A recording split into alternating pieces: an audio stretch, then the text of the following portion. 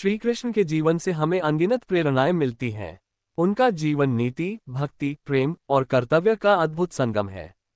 नीचे श्री कृष्ण की प्रेरणादायक कथा दी गई है, जो उनके जन्म से लेकर महाभारत तक की महत्वपूर्ण घटनाओं को समेटे हुए है। भूमिका: श्री कृष्ण भारतीय संस्कृति के आदर्श व्यक्तित्व हैं। वे केवल एक अवतार नहीं, बल्कि एक पूर्ण योगेश्वर और महान रणनीतिकार थे। उनका जीवन हमें धर्म, सत्य, प्रेम और नीतिपूर्ण व्यवहार की शिक्षा देता है। श्री कृष्ण का जन्म और बाल्यकाल: कंस, जो मथुरा का राजा था, अत्याचारी और अधर्मी था। उसने भविष्यवाणी सुनी कि उसकी बहन देवकी का 8वां पुत्र उसका वध करेगा। भयभीत होकर कंस ने देवकी और वसुदेव को कारागार में डाल दिया और उनके सभी नवजात शिशुओं को मार दिया। जब श्री कृष्ण का जन्म हुआ, तब चमत्कारिक रूप से कारागार के द्वार खुल गए और वसुदेव उन्हें यमुना पार कर गोकुल में नंद बाबा के घर ले गए। वहां उनका पालन पोषण माता यशोदा और नंद बाबा ने किया। गोकुल में श्री कृष्ण ने अनेक चमत्कार किए। उन्होंने पूतना, शकटासुर और बकासुर जैसे दैत्यों का वध किया। उनकी बाल लीलाएं सभी को मोहित कर देती थीं। माखन चोरी की लीला: श्री कृष्ण और उनके सखाओं की माखन चोरी की लीलाएं प्रसिद्ध हैं।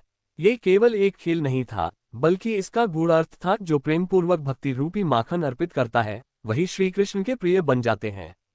कालिया नाग का मर्दन: एक दिन यमुना नदी में कालिया नाग ने विष फैला दिया। श्री कृष्ण ने कालिया के फनों पर नृत्य किया और उसे पराजित कर दिया, जिससे यमुना फिर से स्वच्छ हो गई। इससे हमें ये शिक्षा मिलती है कि हमें अपने समाज और पर्यावरण की रक्षा करनी चाहिए। यौवन और वृंदावन की लीलाएं: श्री कृष्ण और राधा का प्रेम आध्यात्मिक प्रेम का प्रतीक है। रासलीला केवल नृत्य नहीं, बल्कि आत्मा और परमात्मा के मिलन का दिव्य रूप है। गोवर्धन पर्वत धारण करना: एक बार इंद्रदेव ने गोकुलवासियों से नाराज होकर भारी वर्षा शुरू कर दी। श्री कृष्ण ने अपनी छोटी अंगुली पर गोवर्धन पर्वत उठा लिया और सभी को आश्रय दिया। इससे हमें ये शिक्षा मिलती है कि अहंकार का त्याग कर हमें परमात्मा की शरण में रहना चाहिए। मथुरा गमन और कंसवध: जब श्री कृष्ण ने कंस के अत्याचारों की सीमा देखी, तो वे मथुरा गए और कंस का वध कर मथुरा को अत्याचार से मुक्त किया। इससे हमें ये सीख मिलती है कि धर्म की रक्षा के लिए अन्याय के विरुद्ध खड़ा होना आवश्यक है। राजनीति और द्वारका स्थापना: श्री कृष्ण ने यादवों के लिए एक नए नगर द्वारका की स्थापना की। वे महान कूटनीतिज्ञ थे और उन्होंने नीति और धर्म से शासन किया।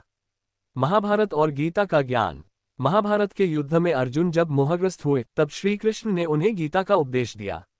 उन्होंने कर्मयोग, भक्ति योग और ज्ञानयोग की शिक्षा दी। भगवद गीता के प्रमुख उपदेश: कर्मण्येवाधिकारस्ते मा फलेषु कदाचन, कर्म करो, फल की चिंता मत करो। सर्वधर्मान परित्यज्य मामेकम शरणं व्रज, सब कुछ त्याग कर मेरी शरण में आओ। योगा कर्मसु कौशलम, कर्म में कुशलता ही योग है।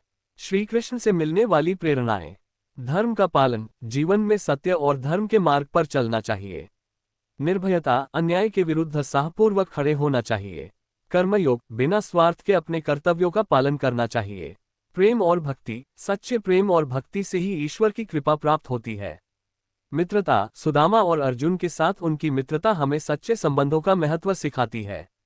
निष्कर्ष: श्री कृष्ण केवल एक ऐतिहासिक या धार्मिक पात्र नहीं है, बल्कि वे जीवन जीने की कला सिखाते हैं। उनके उपदेश आज भी हमें प्रेरणा देते हैं। यदि हम उनके सिद्धांतों का पालन करें, तो हमारा जीवन सफल और सार्थक बन सकता है।